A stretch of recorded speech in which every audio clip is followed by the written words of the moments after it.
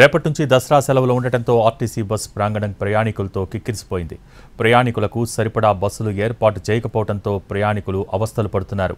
జగిత్యాల కొత్త బస్టాండ్ నుంచి దావాన్పల్లికి వెళ్లే బస్సులో సుమారు 150 మంది ప్రయాణికులతో నిండిపోయింది. దీంతో ఉక్కిరిబిక్కిరై శ్వాస ఆడక కొందరు స్పృహ తప్పి పడిపోయారు.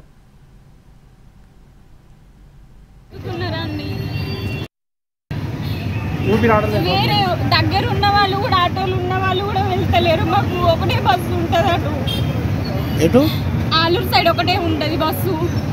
సందర్భంలో కూడా ఒక 2 బస్సులు వస్తే బాగుంటుంది కదా. ఇది రూరల్ విలేజ్ కాబట్టి ఇక్కడికి బస్ ఫెసిలిటీ ఒకటే ఉంది కాబట్టి ఈ సందర్భంలో ఇంకొకటి వేస్తే బాగుంటుంది. ఎందుకంటే బాగా ఇబ్బంది పడుతుంది. పిల్లలు హాస్టల్ నుండి వస్తారు. ఎంతమంది ఉన్నారు? దాదాపు 200 వరకు ఉండొచ్చు. ఆర్టీసీ బస్సులో 200 అవుతుంది. కానీ ఈరోజు మాత్రం హాలిడేస్ ప్రారంభం కాబట్టి పిల్లలు హాస్టల్ నుండి వచ్చారు కదా, కొంచెం ఆలోచించి ఇంకో బస్సు వేస్తే బాగుంటుండే. ఎవరికి వెళ్తారు మీరు ఇప్పుడు దావన్పల్లి అండి.